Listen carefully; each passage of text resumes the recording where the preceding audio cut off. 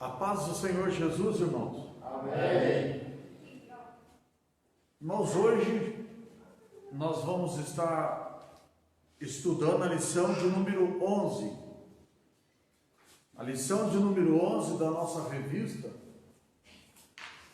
ela traz o título que diz: Esdra vai a Jerusalém ensinar a palavra de Deus. Nosso texto áureo diz assim: e provaram a boa palavra de Deus. Esse texto áureo, ele está em Hebreus 6 e a quinta parte do versículo, né? A verdade prática, ela diz assim: a palavra de Deus é semelhante a uma espada, a uma afiada espada e poderosa e penetrante. Esse é a verdade prática. A nossa leitura em classe, nós vamos ler no livro de Esdra, capítulo 8. Nós vamos ler o versículo do 1 até o versículo de número 12. Aí nós vamos revezar a leitura, como nós fazemos todo o estudo, né, irmão? Então vamos começar a leitura a partir do primeiro versículo do capítulo 8. Diz assim: esse, pois, são os chefes de seus países, com as suas genealogias, os que subiram comigo a Babilônia, no reinado do rei Artaxerxes. Das filhas do Finéias, Gerson, dos filhos de Itamar, Daniel, dos filhos de Davi, Atos. Dos filhos de Secanias e dos filhos de Porá, Zacarias, e com ele, por genealogia, se contaram até 150 homens. Dos filhos de Pati,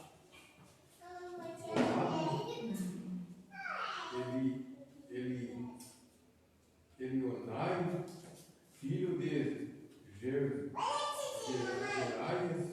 e com ele 200 homens. Dos filhos de Secanias, o filho de Jaziel, e com ele 300 homens. E dos filhos de Abi, Eber, filho de Jonathan, e com ele 50 homens. E dos filhos de Elam, Jesaías, filho de Atalias, e com ele 70 homens. E dos filhos de Sefatia, Zebadias, filho de Micael, e com ele 80 homens. Dos filhos de Joabe, Obadia, filho de Jaiel, e com ele 280 homens. E dos filhos de Selohite, o filho de Josefias, e com ele 160 homens. E dos filhos de Bebai, Zacarias e filho de Bebai, e com ele 28 homens. E dos filhos de Azagab, Joanã, o filho de Acacã, e com ele 110 homens, filho de Acacã, e com ele 110 homens.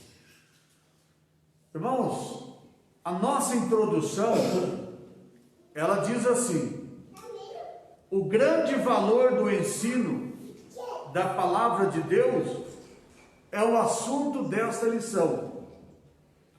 Veremos como o governo da Pérsia enviou Esdras a Jerusalém a fim de verificar se a vida eclesiástica dos judeus estava conforme a lei de Deus.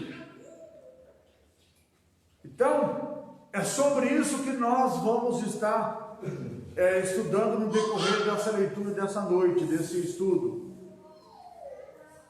O primeiro ponto diz que Artaxerxes envia Esdras. O judeu sob domínio dos persas, os judeus sob o domínio dos persas. Quando o reino da Pérsia derrotou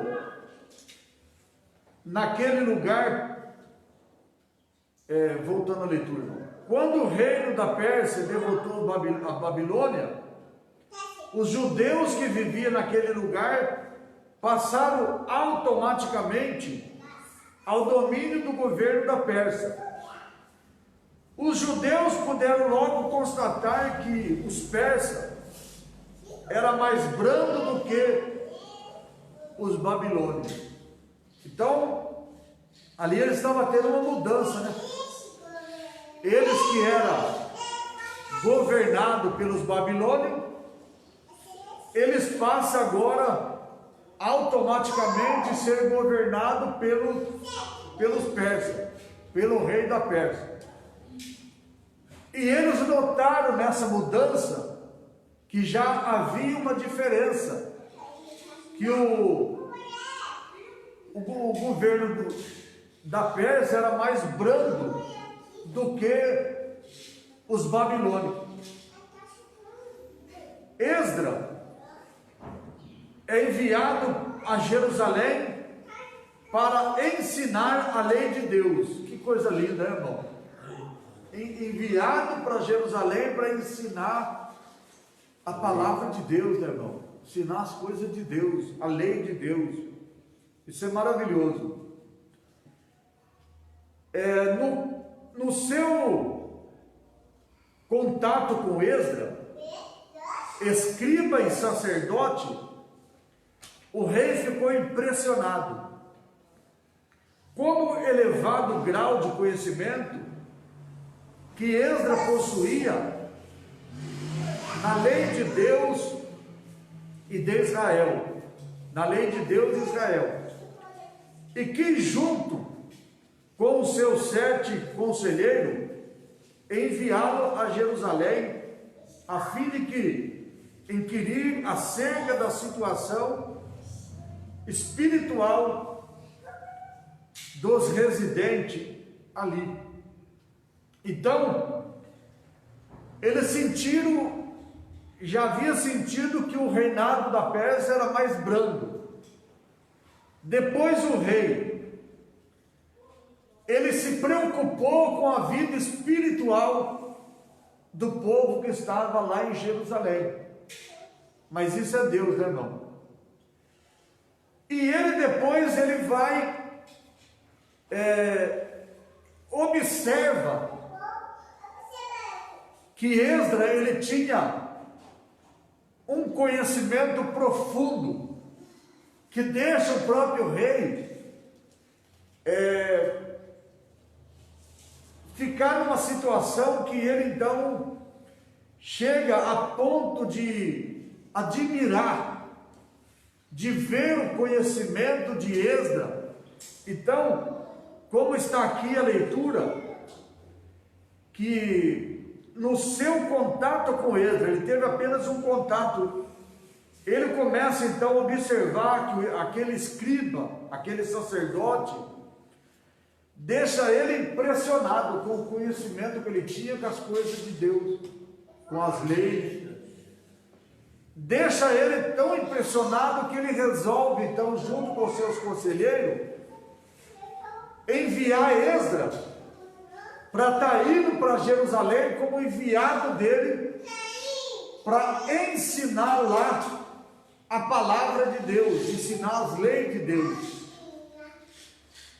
E esse então, ele vai, como diz aqui, junto com seus conselheiros, decidiram enviar eles para Jerusalém, para que eles então fossem ali ensinar a palavra de Deus para as pessoas que residiam ali, que moravam ali. O ponto 3, a importância, a importante carta que o rei envia com Esdras. O rei enviou com Esdras uma carta escrita em aramaico, que estava registrado em Esdras, no caso que está registrado em Esdras 7, e o versículo do 12 ao 26.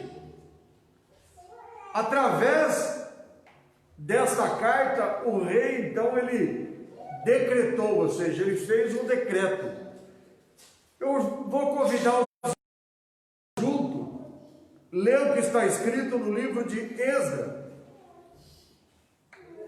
no capítulo 7. Aí nós vamos ler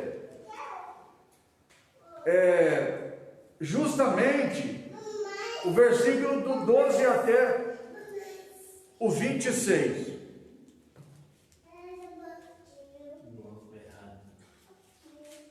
Então vamos ler, irmãos. Esdras, capítulo 7, do 12 ao 26, diz assim: Artaxerxes, rei dos reis, ao sacerdote Esdras, ou seja, é uma carta que ele está escrevendo, endereçada para o sacerdote, e aquela carta era que o sacerdote então fosse levar com ele.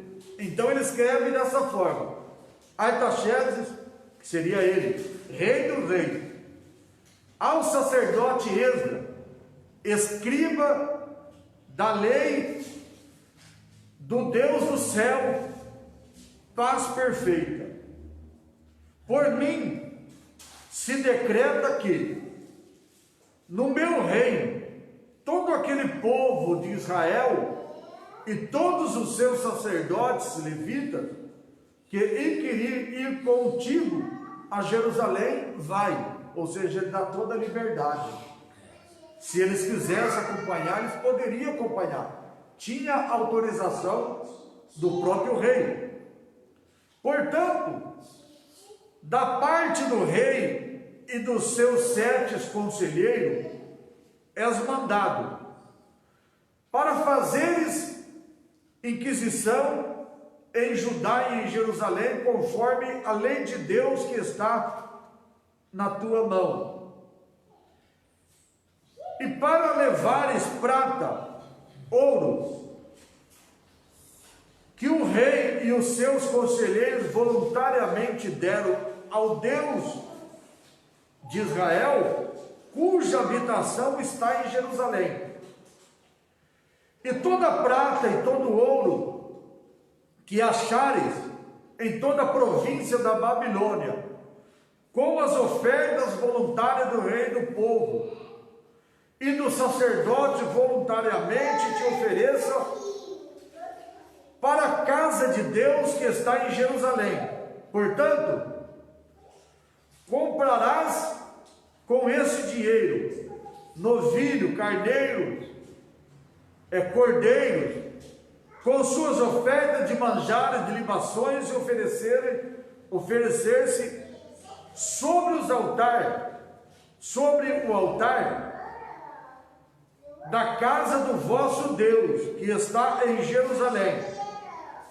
Também o que em ti e a teus irmãos te bem parecer fazeres do resto da prata, do ouro, o farei conforme a vontade do vosso Deus.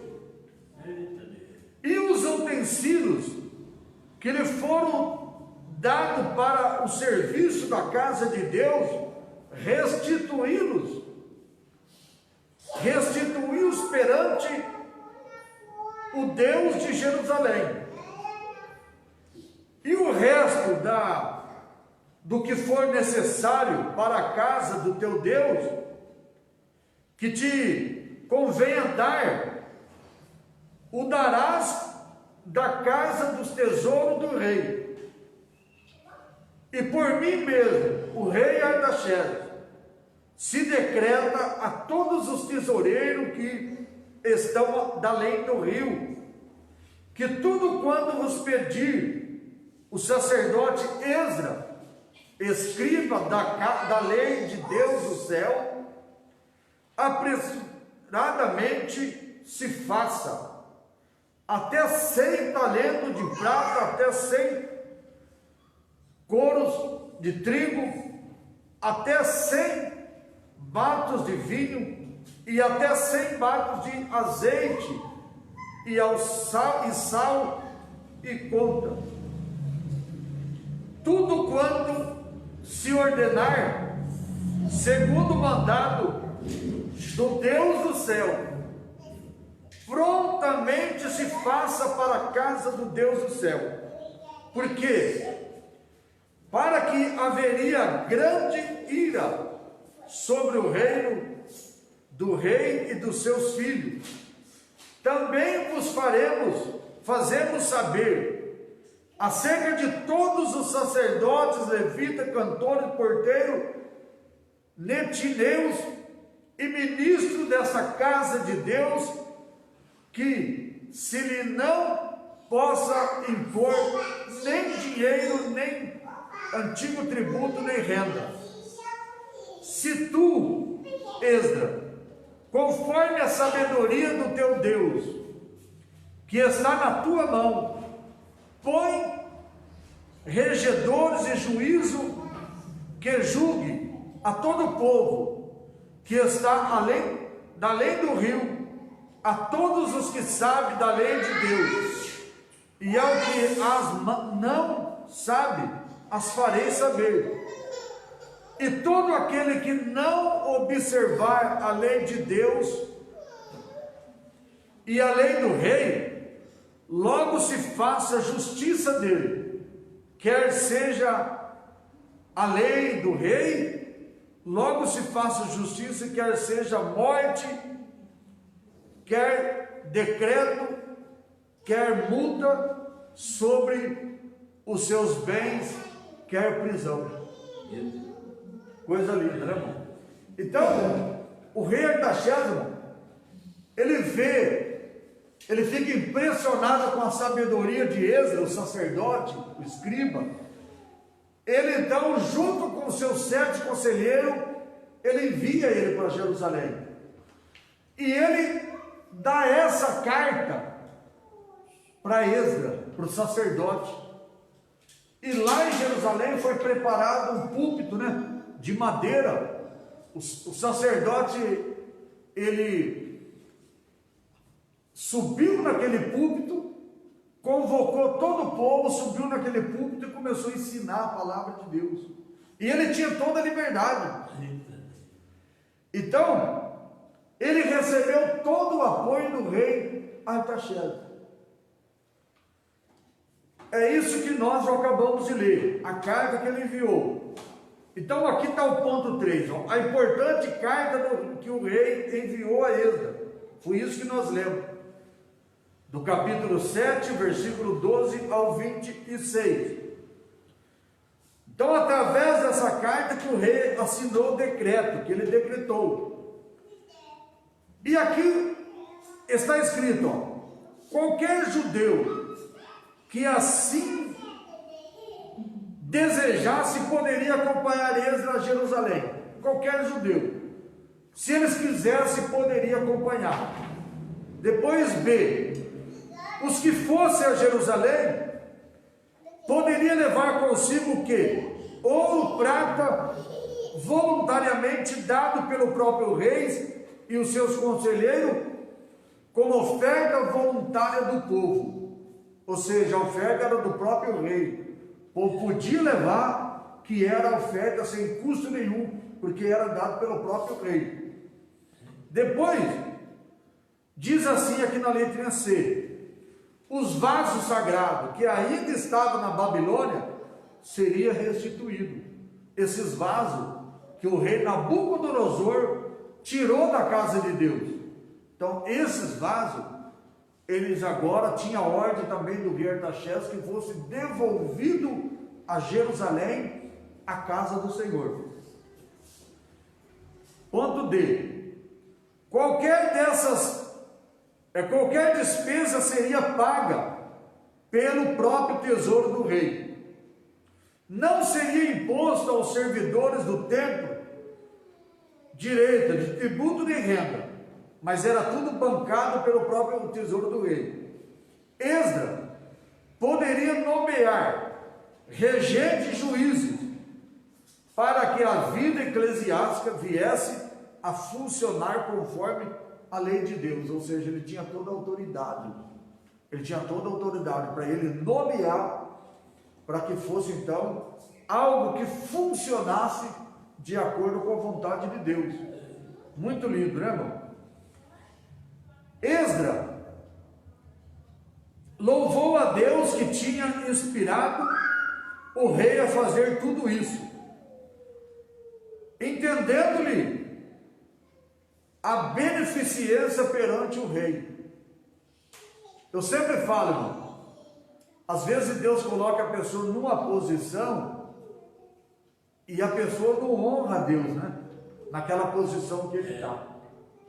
Deus coloca naquela posição para ele abençoar o povo, para ele abençoar a obra de Deus, e às vezes ele vira as costas para o povo, vira as costas para a obra de Deus e vira as costas para Deus. Mas quando as pessoas fazem isso, irmão, que elas valorizam, deixa Deus usar ela, trabalhar na vida dela, isso é benefício tanto para a obra de Deus como para o povo, é bênção. Então, é isso que nós estamos vendo. Segundo tópico, Esdras, ele ensina a palavra de Deus. O primeiro ponto diz assim: Esdras sai da Babilônia e vai para Jerusalém. Conforme a ordem do rei Artaxerxes, Esdras viajou para Jerusalém acompanhado de um grupo de judeus. Alguns eminentes líderes do povo, recusando a escolta militar oferecida pelo rei, para garantir a segurança durante a viagem. Esdras e seus companheiros preferiram confiar na segurança de Deus. Coisa linda, né, irmão? O rei dá até segurança, né, para acompanhar eles, mas aí Esdras fala: não, nós preferimos, o rei, confiar na segurança que vem de Deus. Deixa que nós vamos em paz, né? Pode ficar despreocupado que com a guarda que vai nos proteger, não precisa enviar não, porque nós confiamos na proteção, na segurança que vem de Deus. E eles oram, e eles vão e chegam em paz, como diz a palavra. Assim sendo, jejuaram, oraram para que tivessem uma boa viagem.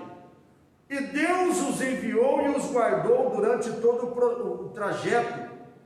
Assim chegaram em paz a Jerusalém, onde ofereceram então os holocaustos a Deus, ou seja, já foram agradecer a Deus, oferecer o holocausto a Deus, agradecer por eles ter em todos os trajetos sido abençoado e guardado pelo Senhor. Então, quando eles chegam, eles já vão então glorificar a Deus, cultuar a Deus, oferecer então o holocausto ao Senhor em agradecimento. Segundo ponto, o encontro de Esdras com Neemias. Quando Esdras chegou a Jerusalém, encontrou Neemias, o qual vinha sendo o líder espiritual dos judeus em Judá. Posto a par da situação, Neemias uniu-se a Esdras na tarefa para a qual se havia sido enviado. Maravilha, né, irmão? Chega lá agora e encontra outro homem de Deus, né? Está lá Neemias, um outro líder espiritual que Deus já estava usando naquele lugar. Então ele se une para fazer a obra de Deus. É gostoso, irmão. Quando o povo tem o mesmo compromisso com a obra de Deus, ele não tem ciúme, né? Não tem inveja. Eles dão as mãos e trabalham junto, né? Neemias podia dizer, mas eu estou aqui, eu sou líder, eu vim enviado por Deus. Não. Ele uniu, né, irmão? Uniu as forças, uniu os trabalhos e foram então junto trabalhar na obra do nosso Deus, né, irmão? É assim que nós devemos fazer também no nosso dia de hoje. O próprio Jesus fala: quem não é contra mim é por mim.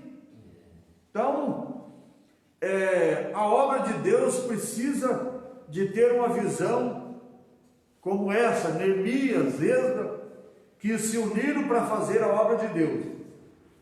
Esdras ensina a palavra ao povo. Na festa dos tabernáculos, no dia 1º do mês 7º, houve santa convocação. Vamos ler o que está escrito, Levítico 23.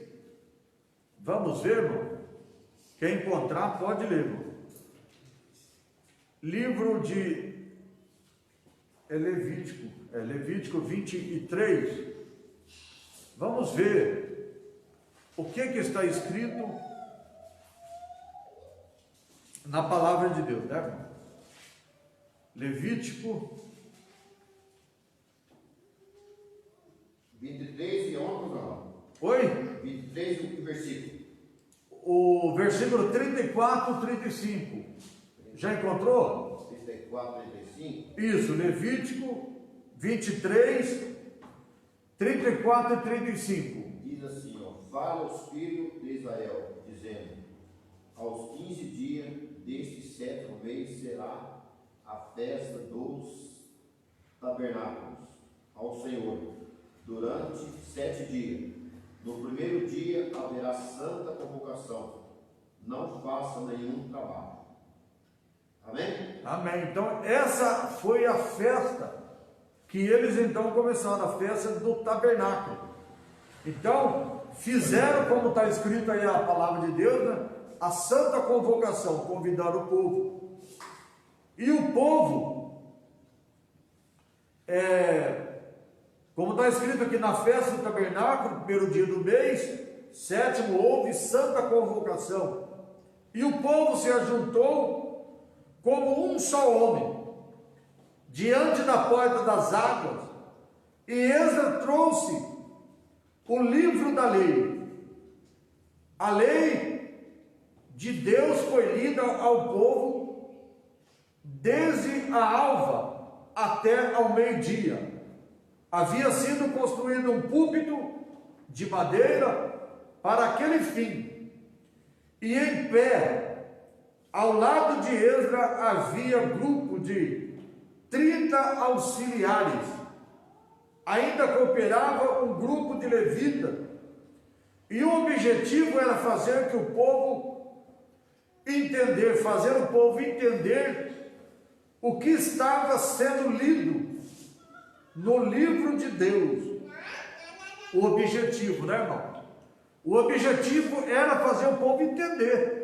Era por isso que Esdras estava ali, para ensinar, irmão, a palavra de Deus.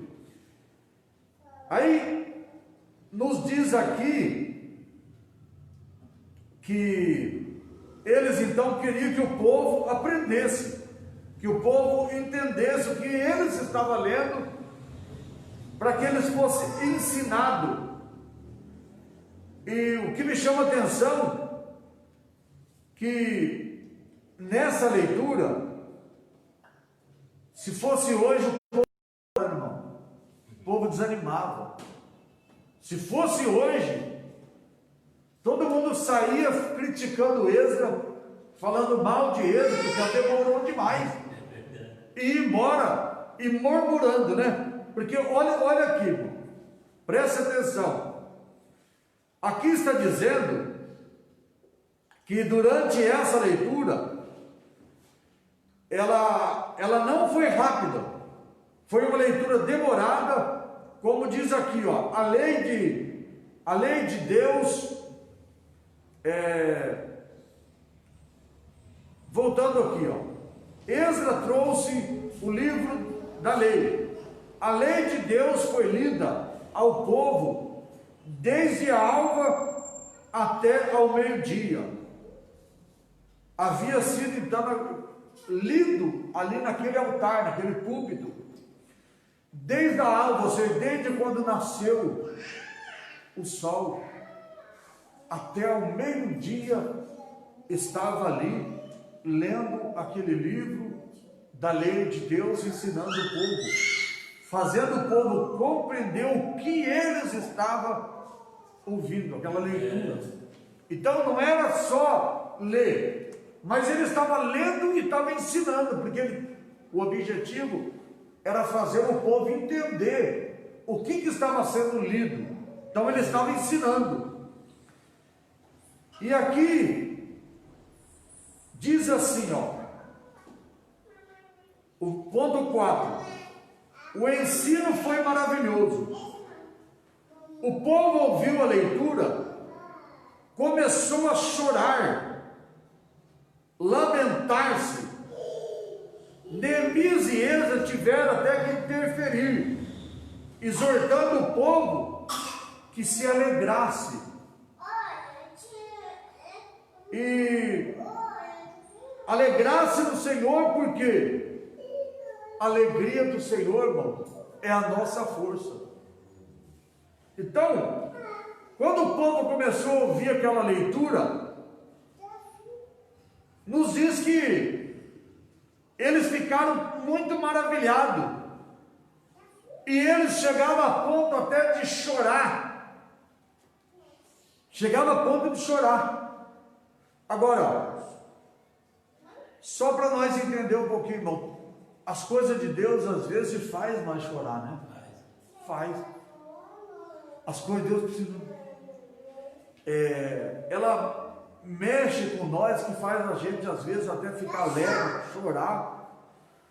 Mas eles ficaram numa situação tão emocionada, quando eles estavam ouvindo e sendo ensinado naquela lei, que tinha coisa que fazia chorar. Teve que ter, então, da parte de Neemias e da parte de Esdras, até uma interferência. Eles tiveram que intervir, dizendo: olha, não precisa chorar, vocês podem se alegrar. Por quê? A alegria do Senhor, ela é a nossa força. Para nós entendermos, quando nós alegramos o Senhor, Ele nos fortalece. Ele nos fortalece, Ele dá força. Então, se nós quisermos ser fortes, nós temos que alegrar a Deus. Na medida que nós alegramos a Deus, Ele nos fortalece. Nós se tornamos fortes. E é por esse motivo que nós então temos que entender o que é alegrar o Senhor. Se nós vivermos neste mundo, irmão, um caminho torto, uma vida torta, mas não vai alegrar o Senhor. Para nós alegrar o Senhor, nós temos que viver observando a palavra de Deus, fazendo que a nossa vida, ela seja uma vida agradável a Deus. E para nós agradar a Deus, irmão, nós temos que agradar também o nosso semelhante. Como que nós vamos alegrar a Deus Como que nós vamos fazer a vontade de Deus se nós pisamos em todo mundo nesse mundo? Se nós desprezamos todo mundo? Se nós maltratamos todo mundo? Deus não vai ficar alegre com nós não, irmão. Então, para nós servir a Deus, ser servo de Deus, nós temos que também ter uma vida com o nosso semelhante, a nossa família, o povo, não importa quem, serviço, escola, vizinhança,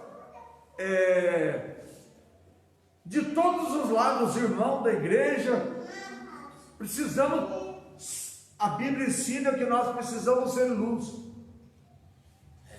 Se nós ser luz, nós vamos resplandecer, irmão, aonde nós estivermos. Não existe aquela colocação que as pessoas falam assim: olha, você está falando isso porque você não sabe com quem que eu vivo, com quem que eu estou vivendo, aonde eu estou vivendo. Não, irmão. Quem é servo de Deus, ele brilha em qualquer lugar. Esses dias eu estava observando, irmão, fazendo caminhada com a minha esposa, passando num lugar assim, um lugar sujo, um rio sujo, cheio de lixo, lodo. Mas o que eu pude observar lá dentro, irmão? Eu pude observar uma planta com várias flores. Várias flores. Quando eu bati o olho naquilo, um lugar feio, sujo, horrível, aquele pé de planta lá com aquelas flores bonitas, quando eu olhei aquilo lá, que eu bati o olho, Deus falou no meu coração, irmão, não importa onde, mas nós temos que fazer a diferença. Não importa onde, nós temos que fazer a diferença. Às vezes nós queremos se justificar, dizer que nós não dá fruto, porque nós convivemos com alguém que às vezes nos atrapalha. Não, não. Ninguém te tira da presença de Deus, ninguém te atrapalha você servir a Deus. Portanto, a própria palavra de Deus fala que quem nos separará do amor de Deus? Nem a fome, nem a tribulação, nem a profundidade, nem a altura, nada nos separa da presença de Deus, irmão. Aquela planta naquele lugar estava brilhando, estava dando fruto, brilhando, abriu as suas flores, coisa mais linda, num lugar que a gente às vezes julga até que não merecia estar lá.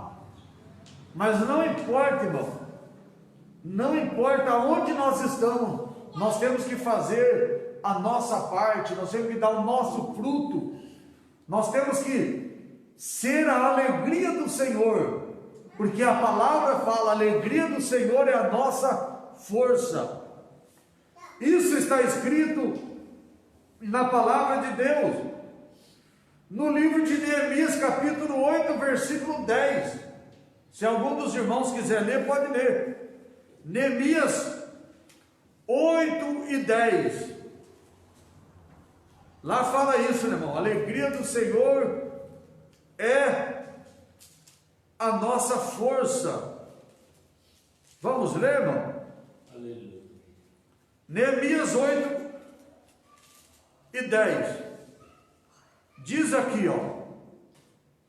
E disse-lhe mais: ide, comei as gorduras e bebei as doçuras, e enviai porções aos que não têm nada preparado para si, porque esse dia é consagrado ao nosso Deus, ao nosso Senhor.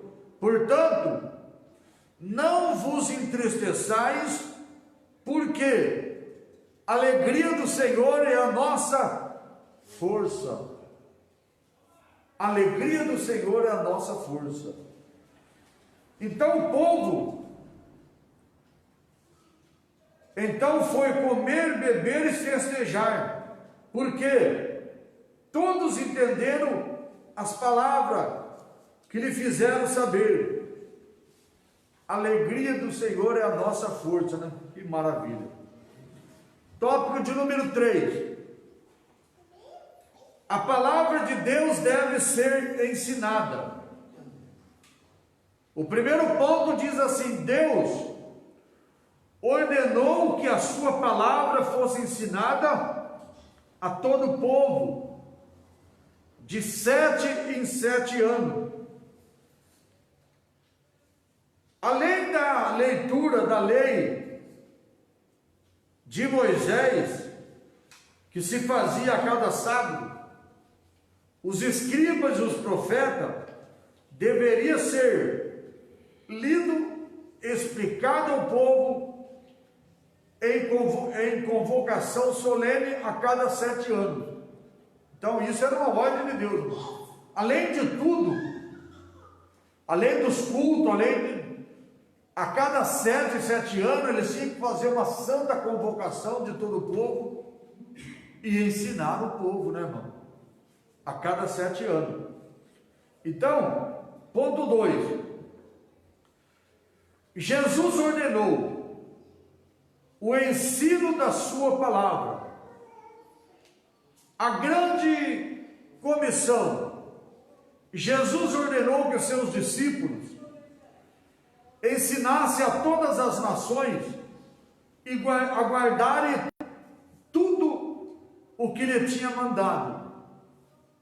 Logo após a ressurreição, a palavra de Deus fala que Jesus se apresentou, como nós estamos lendo aqui, Mateus 28, 19 e 20, ele disse: é-me dado todo o poder nos céus e na terra. Ele diz: portanto, ide, ensinai todas as nações.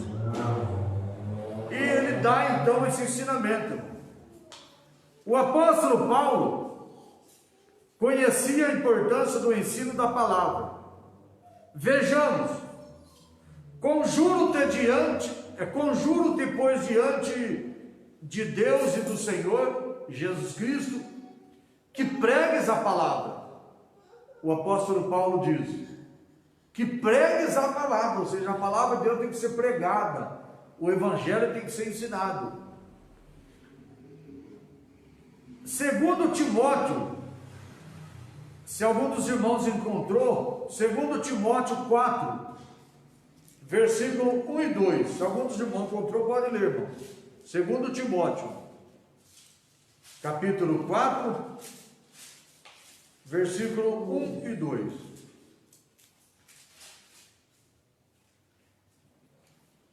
Diante de Deus e de Cristo Jesus, que há de e morte, pela sua manifestação e pelo seu reino, peço a você com insistência que pregue a palavra, insista, quer seja oportuno, quer não, corrija, repreenda, exorta com toda a paciência e doutrina. Amém. Então a palavra de Deus, ela tem que ser pregada, tem que ser exortada. O que de mim, entre muitas testemunhas, ouviste, confia, ó homem fiel, que seja idôneo para também ensinar aos outros. Segundo Timóteo 2 e 2. Se alguém encontrou, pode ler.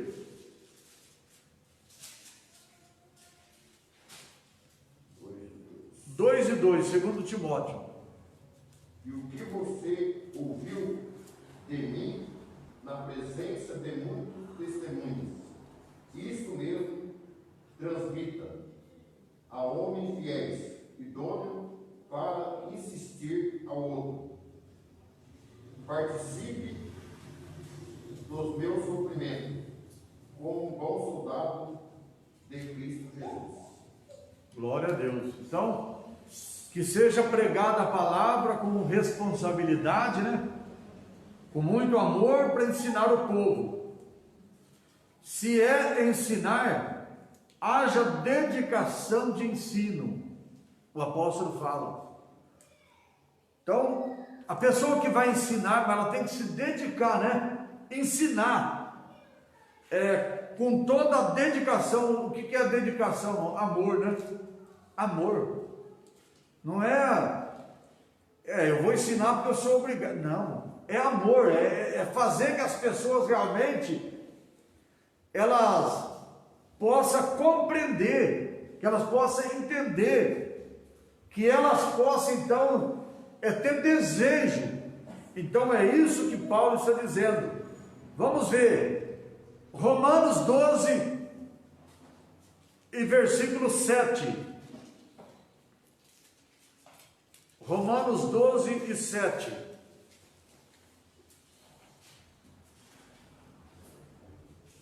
Se alguém encontrou, pode ler. Se é ministério, seja ministrar. Se é ensinar, haja dedicação ao ensino. É isso que o apóstolo Paulo quer que nós façamos, irmão. Então, dedicação, né? No top de número 4, resultado do ensino da palavra de Deus. Primeiro ponto, o ensino da palavra gera temor a Deus. O temor a Deus, então, ele vem através do ensino, através daquilo que nós, então, aprendemos. Então, o ensino gera temor a Deus. Deus falou: ajunta-me o povo e os fareis ouvir a minha palavra, para que me tema todos os dias que na terra viver. Livro de Deuteronômio 4 e 10. Se alguém encontrar, pode ler. Deuteronômio 4 e 10.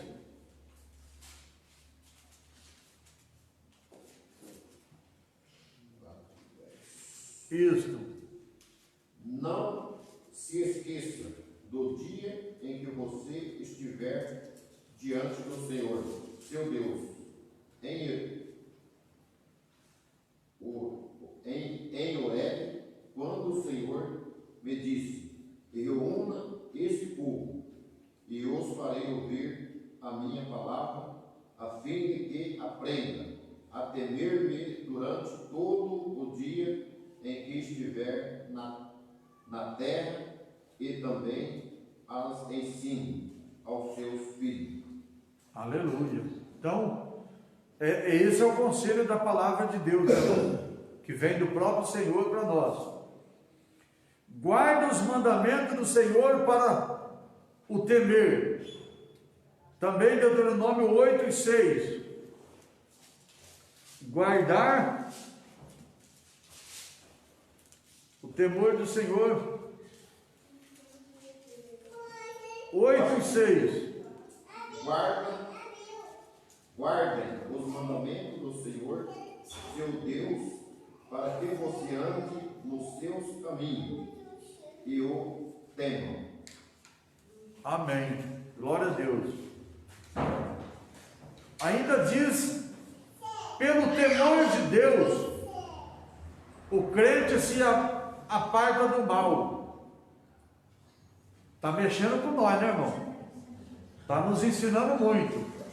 Olha o que diz: pelo temor de Deus, o crente aparta-se do mal. Provérbios 3 e 7. Quem tem temor a Deus tem que apartar do mal, né, irmão? Porque senão não é temor, senão é religioso.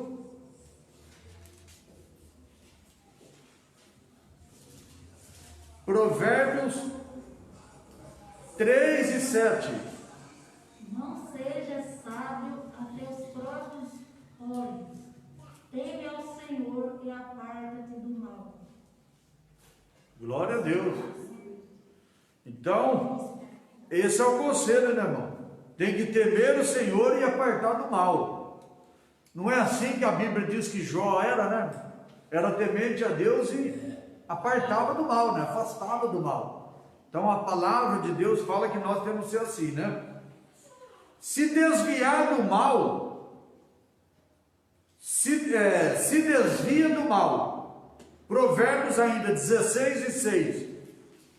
Quem continua em Provérbios, só mudar para o capítulo 16. 16:6. Pela misericórdia e pela verdade se expia a culpa, e pelo temor do Senhor se evita o mal. Amém. Glória a Deus. Ainda Provérbios 8 e o versículo 13, voltando só uns capítulos. 8 e versículo 13. Vamos ver o que está escrito. Esse é muito conhecido, esse versículo. O temor do Senhor é aborrecer o mal, a soberba e a arrogância e o mau caminho, e a boca perversa aborrece. Glória a Deus. Então, quem teme a Deus, irmão, ele anda conforme está escrito nesse versículo, né? Como resultado do ensino da lei nos dias de Esdras, o povo confessou os seus pecados, apartou-se de deuses estranhos, adorou o Senhor Deus, e com ele fez firme concerto, como está em Neemias 9:1. Vamos ler? Neemias 9:1. Se alguém encontrou, pode ler, irmão.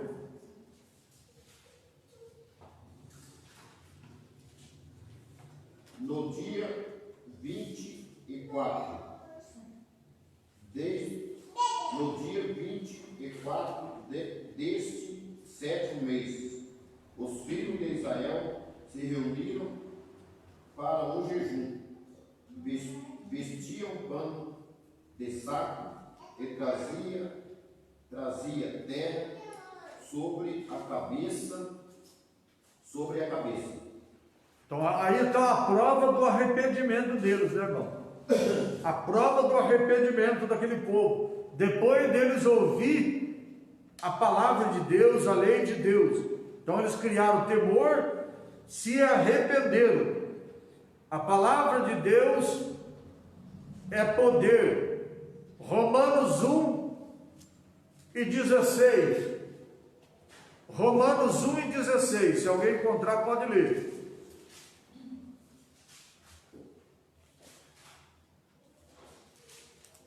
e 16, irmão. Porque não me envergonho do Evangelho de Cristo, pois é o poder de Deus para a salvação de todo aquele que crê, primeiro do judeu e também do grego. Aleluia. Então, a palavra de Deus é poder, e não podemos se envergonhar do poder de Deus, né, irmão? O ensino da palavra implanta normas espirituais nos crentes. Essas normas dão forma de manifestação da nova vida daquele que se converte, daquele que pela oração, pela operação do Espírito Santo de Deus. Vejamos algumas dessas manifestações na vida do crente. Quando o crente, irmãos, ele se converte a Deus, ele muda de vida. Então, o próprio povo que não serve a Deus já começa a olhar ele e achar que agora ele ficou bobo, que ele ficou ignorante, achar um monte de mudança nele e falar que é defeito. Mas não é defeito, irmão. É o cristão se aproximando de Deus. E eles então apresentam sinais, como nós acabamos de ler aqui. Então, essas normas, elas dão forma de manifestação, quando Deus começa a manifestar na vida do crente. Então, que se converte. A operação do Espírito de Deus passa a andar, que a pessoa passa a andar nos estatutos de Deus. Então vejamos assim. Primeiro vamos ver o estatuto de Deus, Ezequiel 36 e 27. Ezequiel 36 e 27. Se alguém encontrar, já pode ler.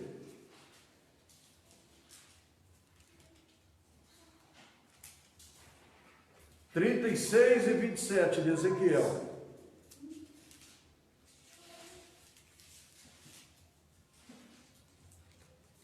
36. E 27. 36 e 27. Isso. Diz: porei dentro de vocês o meu espírito, e farei com que andem nos meus estatutos, guardem e observem os meus juízos. Está vendo? Por isso que o crente fica diferente, irmão. Olha a promessa de Deus: e porei dentro de vós o meu espírito, e fareis que andei nos meus estatutos, e guardareis os meus juízos e observareis. Aí o povo fala assim: passou crente, agora ficou chato, ficou bobo, ficou ignorante. Não é, irmão. O Espírito de Deus é colocado pelo próprio Deus dentro da pessoa que se converte. Por isso que há a mudança tremenda, né? Então, vejamos alguma manifestação de nova vida. O crente é honesto. Toda prova, ele é honesto a toda prova. É isso que nós precisamos ser, né, irmão? Honesto a toda prova. Por quê? Senão não é crente, né, irmão? Senão apenas mudou de religião, mudou de igreja. Porque o crente que é crente, aqui mesmo está dizendo, é em toda a prova. Pode ser qual for a prova dele, ele é crente, irmão. Tem um ditado que diz assim: o dono de uma empresa chama uma pessoa para fazer uma entrevista. Faz uma entrevista com a pessoa. Aí ele pergunta: você é crente? Aí o rapaz balançou, falou: e agora? Se eu falar que eu crente, que sou crente, ele não vai me dar emprego. E agora? Não sou crente não. Falou: então você pode ir embora, porque eu estou procurando um crente. Falou: não, pelo amor de Deus, eu sou crente. Falou: não, crente igual você, na minha empresa eu não quero, pode ir embora. Aqui eu quero crente de verdade. Então, glória a Deus por isso, né, irmão? Glória a Deus por isso. Mas vamos aqui na palavra. Então, como nós estamos vendo, o crente, que é crente, ele é honesto a toda prova. Pode ser em qualquer provação, qualquer determinada circunstância, ele é crente, ele é honesto. Então vamos lá. 12 e 17, vamos ver, irmão? Romanos 12 e 17. Vamos ver o que diz a palavra. Não pague a ninguém mal por mal. Procura fazer o bem diante de tudo. Está vendo? É honesto, né, irmão? É honesto. Mesmo que a pessoa me faça o mal, eu não posso tornar o mal a ela, porque eu sou crente. Eu não posso revidar, irmão. Agora, a gente precisa entender uma coisa, irmão. Quando você não age, Deus vai agir por você, irmão. Então não precisa de você agir. Alguém foi desonesto, mas também não faça oração de feiticeiro. Dizer: ó Deus, eu não fiz nada, mas o Senhor vai matar essa pessoa. O Senhor vai fazer justiça. Não, irmão, não precisa. Só agradece a Deus. Só lembra que você é servo de Deus. Só lembra que Deus é o Deus justo. Não precisa de você pedir nada. Porque tem muita oração de feiticeiro. Ah, você vai ver o que Deus vai fazer. Deus vai te castigar. Deus vai te matar. Deus vai pôr a mão sobre... Isso não compete a nós, irmão. Nós não temos direito de julgar os outros, de querer fazer vingança. Deixa Deus agir. Mas com o teu coração voltado para Deus. Não querendo que Deus vingue por você. Ah, se eu pudesse, eu ia fazer. Como eu não posso, Deus vai fazer, Deus vai agir, Deus vai matar. Meu Deus, o cristão, o crente que é crente, ele não deseja o mal para o outro. Ele deseja que Deus converte o coração daquela pessoa. Que Deus faz que aquela pessoa se arrepende do mal que ele cometeu, que ele praticou. Mas não quer que Deus vinga. Mas aquele religioso, irmão, ele vai até usar o próprio nome de Deus para amaldiçoar as pessoas. Para amaldiçoar. Está cheio de pessoas aí, irmão, que diz que é pastor, que está amaldiçoando os outros com a palavra de Deus, jogando maldição. Isso é antibíblico, irmão. Deus não quer isso. Olha o que a palavra fala aqui, que o pastor Maurício já leu. O versículo 17: a ninguém tornei mal por mal. Procurai as coisas honestas perante todos os homens. Todos. Ah, não, eu vou procurar as coisas honestas só com a minha família, só com os irmãos aqui da igreja. Não. Perante todos os homens. A Bíblia diz, irmão, que o sol, ele nasce para os justos e para os injustos. A chuva, para os justos e para os injustos. O frio também, né, irmão? Hoje está frio. Então, é isso que a palavra de Deus nos ensina. Vamos continuar. 2 Coríntios 8 e 21.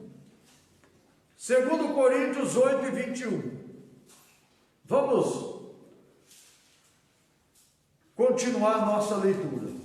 2 Coríntios 8 e 21. Pois zelamos o que é honesto, não só diante do Senhor, mas também diante dos homens. Está vendo, irmão? Não. Olha que coisa linda, né, irmão? O zelo aqui está mostrando bem claro para nós que nós devemos ser honestos, não só diante do Senhor, mas também diante dos homens. Ou seja, eu obedeço a Deus sim, mas o meu patrão, o meu chefe, que nem é crente, não, irmão, nós temos que obedecer todo mundo. Temos que obedecer a todos, zelar das coisas. Tudo que nós vamos fazer, a Bíblia diz que é para nós fazer como nós estamos fazendo para o Senhor. Então o crente, ele tem que ser esse zeloso, irmão. Esse crente zeloso, honesto. Filipenses 4 e 8. Filipenses 4 e 8. Encontrar, pode ler. Filipenses 4 e 8. Fielmente, irmãos, tudo que é verdadeiro, tudo que é respeitável, tudo o que é justo, tudo o que é puro, tudo o que é amável, tudo o se alguma virtude, se algum louvor existe, seja isto o que ocupa pensamento de vocês. Glória a Deus. É ser honesto em tudo, né?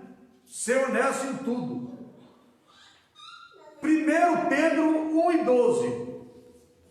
1 Pedro 1 e 12.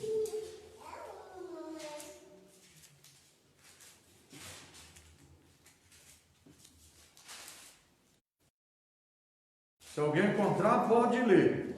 1 Pedro 1 e 12. Revelado que não para si mesmo, mas para você, ministrava as coisas que agora foram anunciadas a você, porque aquele que pelo Espírito Santo enviado do céu lhes pregaram o Evangelho, coisa esta que o anjo desejam contemplar. Está vendo? Os anjos de Deus, eles desejaram pregar o Evangelho. E Deus confiou nos homens, né, irmão? Deus deu para os homens essa tarefa. Está incumbida aos homens. Então, temos que ser honestos e zelar daquilo que Deus nos deu, né? Vamos ler ainda Hebreus 13 e 8. Hebreus 13 e 8. Se encontrar, pode ler. 13 e 8 de Hebreus.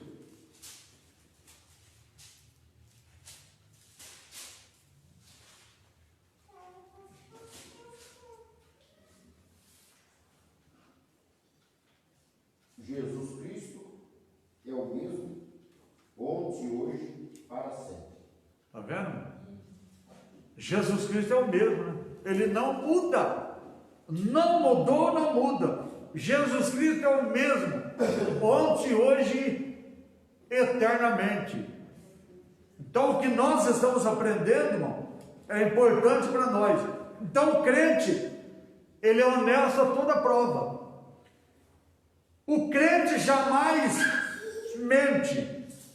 O crente jamais mente.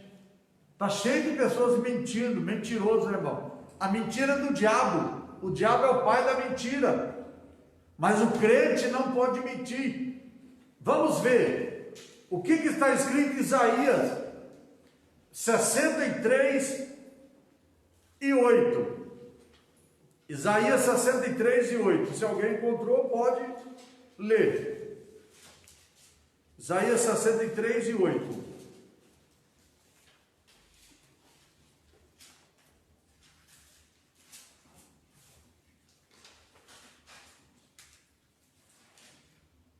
Porque o Senhor dizia: certamente eles são meu povo, filhos que não mentirão. Assim ele foi seu Salvador. O próprio Jesus falando, irmão, esse é o meu povo, é meus filhos, filhos que não mentirão. Quando nós mente, nós estamos então fazendo o quê, irmão? Nós estamos desagradando o Senhor. Até por isso, porque ele disse que os seus filhos não mentirão. Já pensou se Deus falasse assim para o diabo?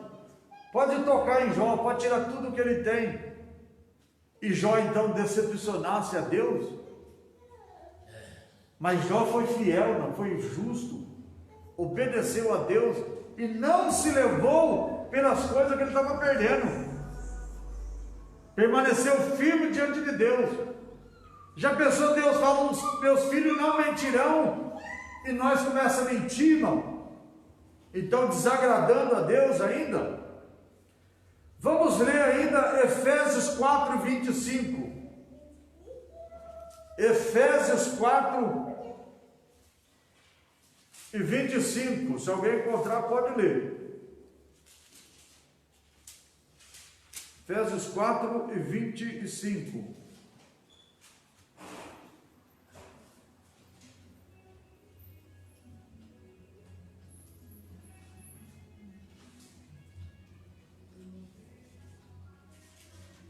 Alguém encontrou, irmãos?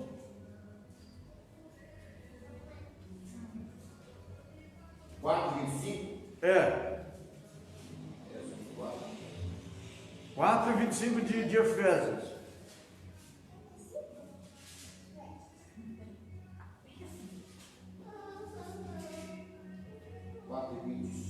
Isso. Por isso, deixando a mentira, que cada um fale a verdade com o seu próximo, porque somos membros do mesmo corpo. Tá vendo? Então, é para deixar, a minha Bíblia traz uma tradução um pouquinho diferente, mas é a mesma coisa. Para deixar a mentira e falar a verdade, cada um com seus companheiros, porque nós somos membros um dos outros, irmão. Então nós não pode mentir. A mentira vem do diabo, desagrada a Deus. E ainda nós estamos mentindo para o membro do nosso corpo, ainda que Jesus é o cabeça, a igreja é o corpo e nós somos os membros. Então nós somos membros do corpo de Cristo. Por isso que nós não podemos mentir um para o outro. Ainda lá nas cartas de João, 1 João capítulo 2, versículo 28, lá nas cartas de João, quase perto de Apocalipse, né, irmão? Então, cartas de João, capítulo 2, e o versículo 28 que nós vamos ler.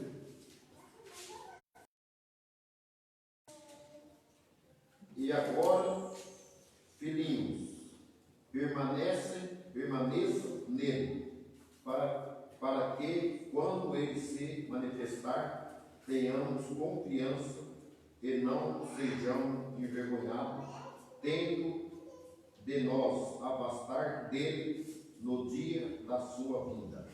Aleluia. Então, o conselho é para nós permanecer nele, né, irmão? Não permanecer na mentira, né? Já ouvimos lá atrás que pode deixar a mentira, deixar tudo e falar a verdade um com o outro. E aqui está dizendo então, o evangelista falava, meus filhinhos, né? Meus filhinhos, coisa linda, né? Então, ele dizia dessa forma, escrevendo, permanecer, para que quando ele manifestar, ele que é em Jesus, né? Quando Jesus manifestar, nós não sejamos confundidos. Estamos firmes nele, para nós poder então, na vida dele, subir no arrebatamento. Isso é interessante. Então, por isso que o crente não pode mentir. O crente jamais mente. O crente tem o testemunho de sua consciência, no Espírito Santo, de que não mentiu. Romanos 9 e 1. Vamos ler também, irmão? Romanos 9 e 1.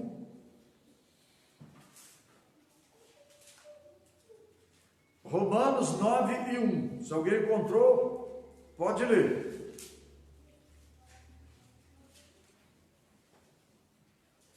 Em Cristo digo a verdade, não minto, dando-lhe testemunho a minha consciência no Espírito Santo. Está vendo, irmão? Diante de Deus, em Cristo, né? Tem que dizer a verdade e não mentir. Seja o que for, né, irmão? Seja o que for. De repente você acha assim, mas se eu falar a verdade, vou ser prejudicado. Então eu vou inventar uma coisa. Irmão, é diante de Deus. Se você falar a verdade, irmão, o próprio Deus, ele vai te abençoar. Mesmo que alguém te maltrata, te pisa, te despreza, mas diante de Deus você é abençoado, você é guardado.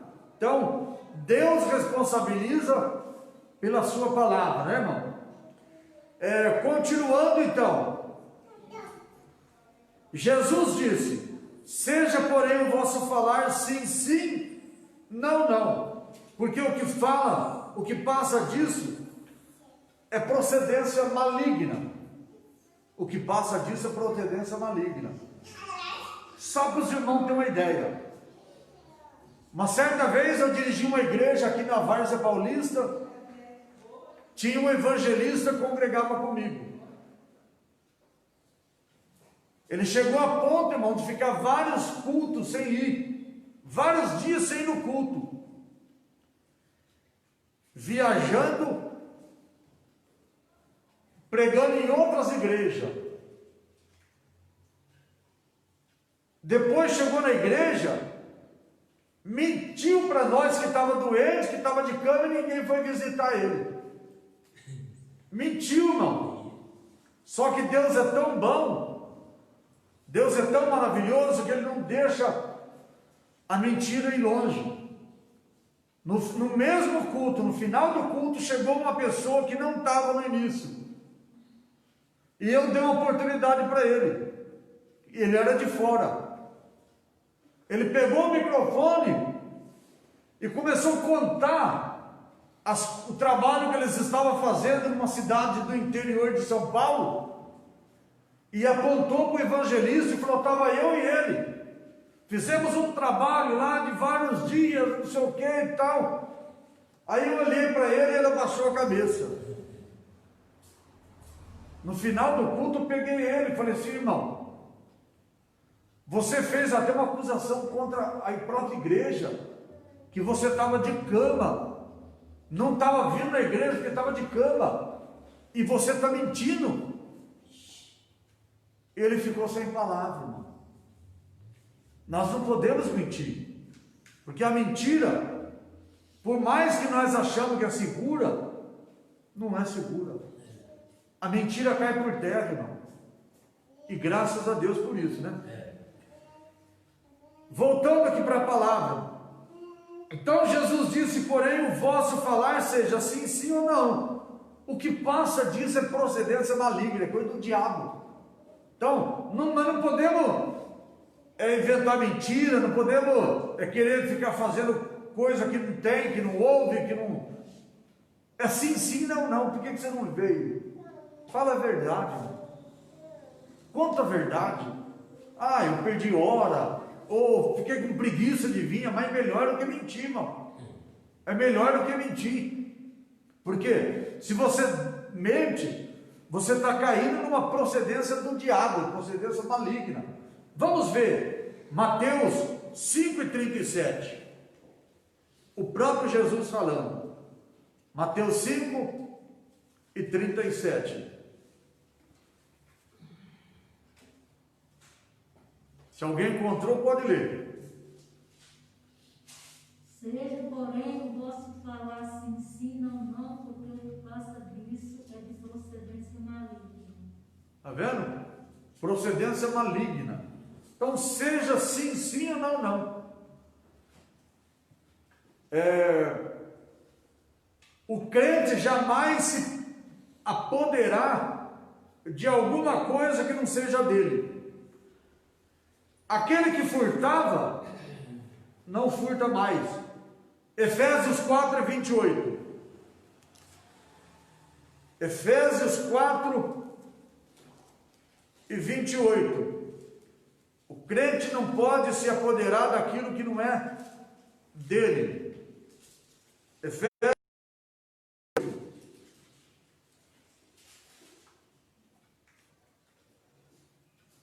Aquele que roubava, não roube mais. Pelo contrário, trabalhe fazendo com as próprias mãos o que é bom, para que tenha o que repartir com o necessitado. É isso que Deus quer, né, irmão? Aquele que furtava, que não furta mais. Deus quer que o homem, que a mulher, que nós sejamos então aquela pessoa honesta, que trabalha e que tem até para repartir para aqueles que não têm, para ajudar os outros. Mas, infelizmente, está cheio de pessoas roubando dentro da própria igreja. Cada vez em quando a gente fica sabendo de alguma coisa. Ah, pastor Arnaldo, mas não pode falar essas coisas. Claro que nós podemos falar, pois a Bíblia ensina, não. Nós temos que falar sim. Porque muitas pessoas querem tirar proveito nas costas dos irmãos. Isso é pecado. Pessoas que não têm coragem de trabalhar, que não querem viver nas custas dos outros, é pecado. A Bíblia ensina que nós temos que trabalhar, temos que ser honestos, temos que ter honestidade. E nunca roubar, nunca furtar, nunca tirar nada que é dos outros, nunca se apoderar das coisas que não é da gente. Então, a Bíblia nos ensina isso, irmão. Muitas pessoas querem entrar na política, porque na política ele pode roubar. Muitas pessoas que estão na igreja, servindo a Deus, eles às vezes se deixam se levar para esse lado maligno, porque o diabo convence a pessoa que é mais fácil, que é mais rápido. E Deus não se agrada disso. Então a palavra de Deus fala: aquele que furtava, que não furte mais. E manda trabalhar com as nossas próprias mãos. E nós então ter até de sobra para nós repartir com aqueles que passam necessidade. É o conselho da palavra de Deus. Ainda diz aqui que Zaqueu, depois de ser salvo, ele queria restituí-lo, ou seja, devolver tudo aquilo que ele havia roubado, que ele havia fraudado. Zaqueu, quando aproxima de Jesus, irmão, ele não sente mais vontade de roubar. Enquanto ele não tinha tido aquele encontro com Jesus, ele queria roubar, tirar dos outros, porque ele queria ganhar. Mas quando ele tem um encontro com Jesus, ele vê que nada daquilo adiantaria, aquilo lá não prestava. Não precisou de Jesus falar assim: ó Zaqueu, você pediu para mim entrar na tua casa, eu entrei. Agora, Zaqueu, eu quero que você pegue tudo aquilo que você tirou dos outros, que você roubou, e devolva. Não precisou de Jesus fazer isso. Só dele ter um encontro com Jesus, aceitou Jesus, ele sentiu o erro dele, a falha dele. Ele sentiu a necessidade de pegar tudo aquilo que ele tinha roubado 4 vezes a mais e devolver tudo. Isso é o valor de quem realmente aceita Jesus. O valor da palavra de Deus, irmão. Quando a pessoa tem, por isso que a Bíblia diz: o temor do Senhor é o princípio de toda a sabedoria. O temor, né, irmão? Quem teme a Deus tem todo o princípio de sabedoria. Não precisa do pastor, não precisa do pregador falar que você tem que fazer isso, fazer aquilo. Você teme a Deus? Se nós tememos a Deus, irmão, nós sabemos a nossa responsabilidade. Trazer o nosso dízimo, nossa oferta, vir nos cultos, honrar os irmãos, honrar a igreja, a obra de Deus, honrar o pastor, honrar os irmãos. Isso é o temor do Senhor. Que a Bíblia diz: o temor do Senhor é o princípio de toda a sabedoria. O crente que vive uma vida moral, que é exemplo de pureza, a prostituição e toda impureza nem ainda se nomeia entre vós. Efésios 5 e 3. Efésios 5 e 3.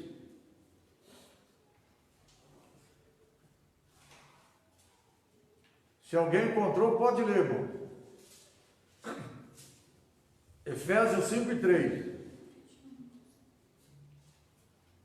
Que a imoralidade sexual e toda a impureza ou avareza não sejam nem sequer mencionadas entre vocês, como convém a santos.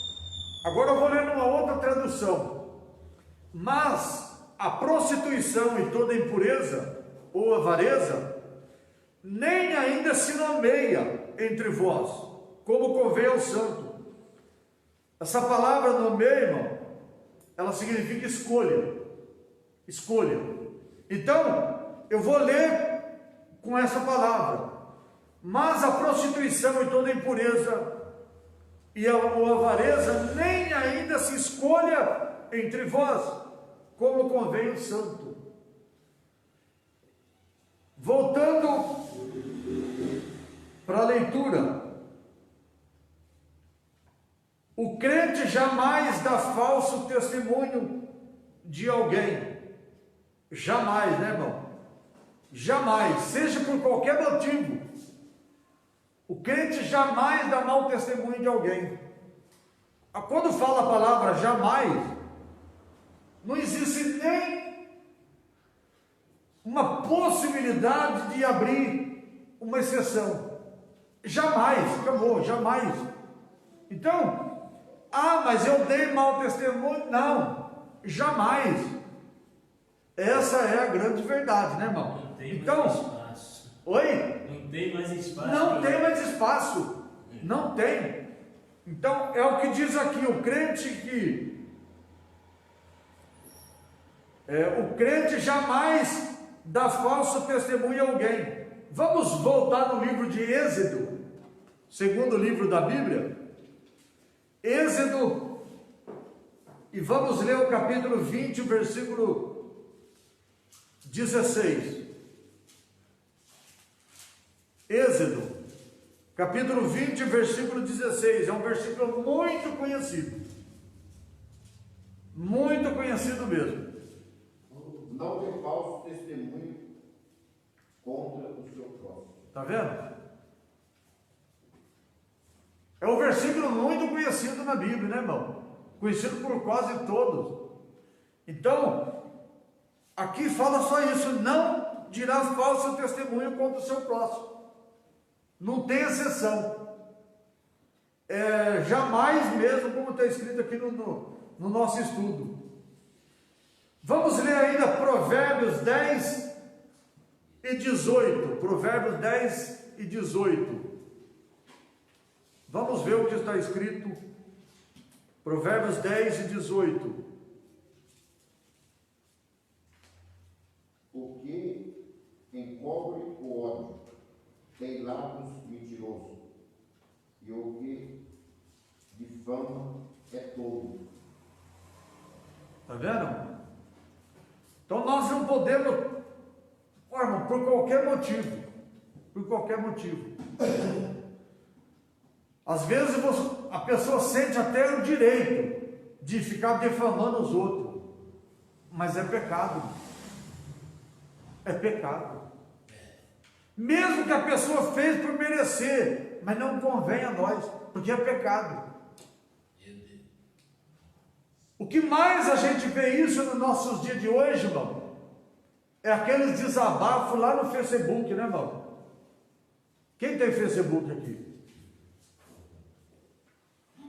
Então, a gente vê muito isso aí lá, né, irmão?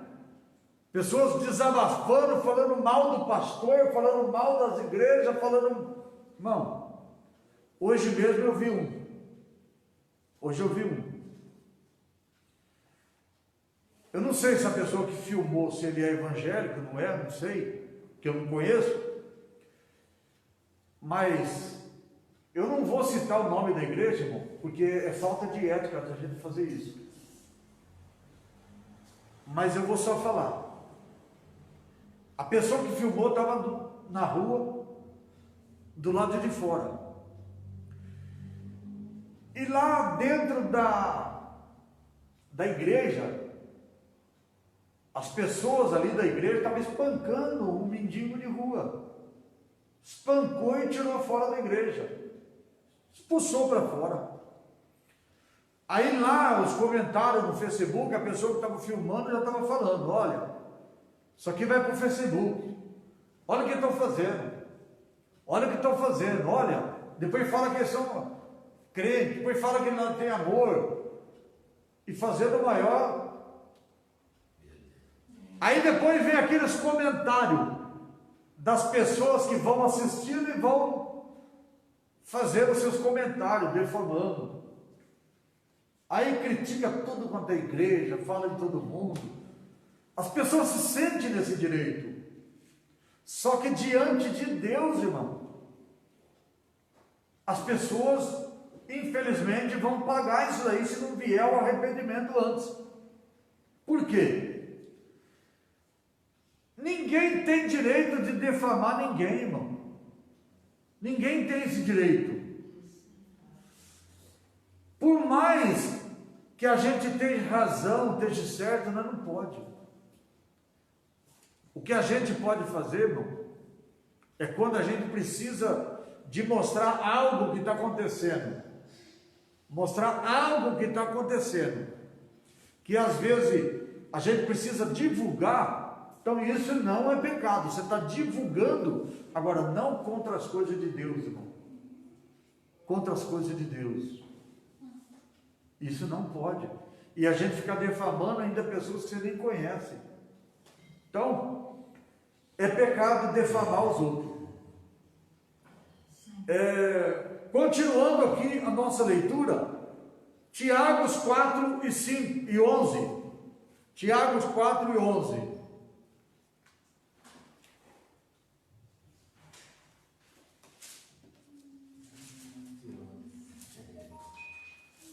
Tiago 4 e 11. Se alguém encontrou, pode ler.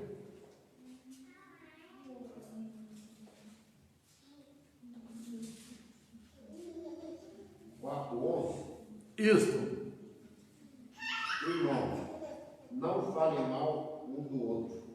Aquele que fala mal do irmão, ou julga o seu irmão, fala mal da lei e julga a lei. Ora, se você julga a lei, não é observador da lei, mas juiz. Está vendo, irmão? E juiz só tem um, né? Às vezes, irmão, às vezes a gente vê as pessoas criticando uma vida do outro, irmão. Falando mal dos irmãos, das irmãs. Às vezes, até por causa de uso e costume, né, irmão? Até por causa dessas coisas, as pessoas difamam um ou outro e julgam. Só Deus pode julgar o outro, irmão. Julgar nós, só Deus. Nós não temos direito de julgar as pessoas, porque, como nós ouvimos a leitura, irmãos, não falem mal uns dos outros. Quem fala mal do irmão, julga ao seu irmão e fala mal da própria lei. Porque aquele que julga a lei, ele não é mais um observador, mas juiz. E juiz é só Deus, irmão. Isso só cabe a Deus. Quando nós vemos alguma coisa que nós achamos que é errado, nós podemos orar. Se você pode aconselhar, então você vai aconselhar. Mas julgar a pessoa, fazer crítica, não convém a nós, né, irmão? O ensino da palavra dá conhecimento. A igreja de Coríntio foi enriquecida por quê? Pelo ensino da palavra de Deus, havia recebido conhecimento consideremos 1 Coríntios 1 e 5. Vamos ver o que Paulo fala lá. 1 Coríntios 1 e 5. A igreja de Coríntio foi uma igreja que ela recebeu um ensinamento maravilhoso da palavra de Deus. Porque em tudo vocês foram enriquecidos, nele, em toda a palavra e em todo o conhecimento. Amém? Amém. Eu falei segundo, irmão? Primeiro. Ah, tá. Primeiro. É. Eu falei o capítulo primeiro,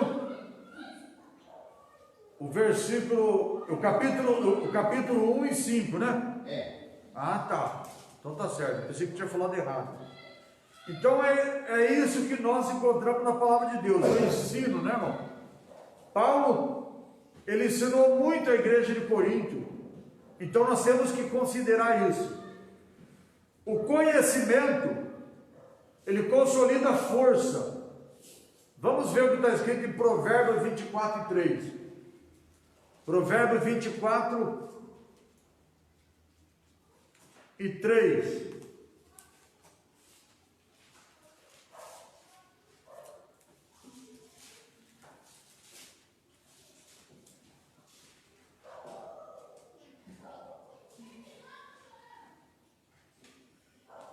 Provérbios 24 e 3. Com a sabedoria com a sabedoria se constrói a casa e com inteligência ela se firma. Com sabedoria, né, irmão? Então, se nós usarmos sabedoria, nós constrói. Amém? Portanto, a própria Bíblia fala até da mulher, né? A mulher sábia, ela edifica a casa, né? E a tola, ela destrói, né? Então, a sabedoria é importante. Porque pelo conhecimento podemos saber que a nós é dado gratuitamente por Deus. 1 Coríntios 2 e 12. 1 Coríntios 2 e 12.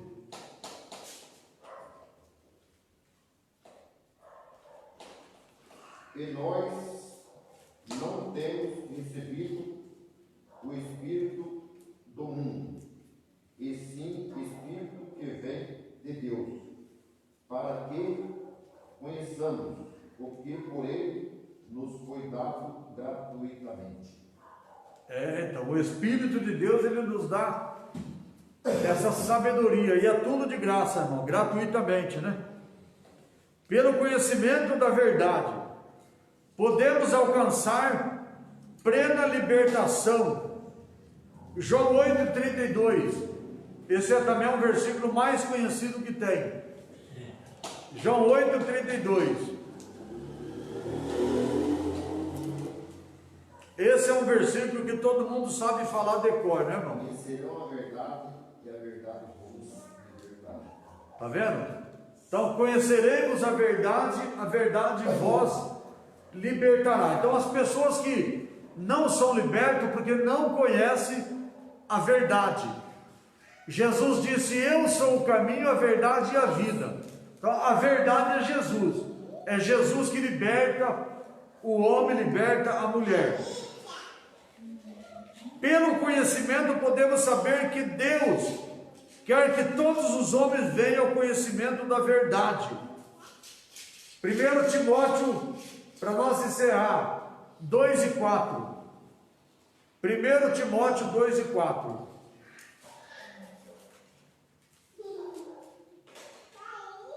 Que deseja que todos sejam salvos e cheguem ao pleno conhecimento da verdade. Glória a Deus. Então, que todos os homens sejam salvos, né, irmão? Porque venha o conhecimento da verdade. Então, assim nós encerramos esse estudo dessa noite, que para mim eu tenho como um estudo assim muito rico, né, irmão? Muito maravilhoso, que nós temos o privilégio de estar então aprendendo. E se Deus assim nos permitir, na próxima terça-feira, a lição de número 12. E a lição de número 12, ela diz assim: Esdras e Neemias combate o casamento misto. Então é o que nós vamos estudar na próxima terça-feira, se Deus assim nos permitir. Esdras e Neemias combate o casamento misto. Amém? Então, que Deus abençoe a todos os irmãos, em nome de Jesus. E vamos então fazer oração a Deus de agradecimento, e a palavra volta com o pastor Amaury. Nosso Deus e nosso Pai, em nome de Jesus Cristo e o amado Santo Filho, obrigado a Deus por esse estudo, obrigado por cada irmão que aqui estão, ó Deus.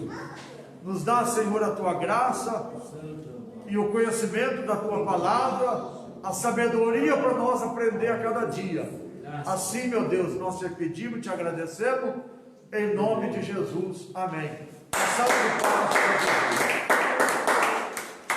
Amém, igreja? Amém. Salve todo mundo, pastor Cristo. Que Deus abençoe o pastor Arnaldo, tá?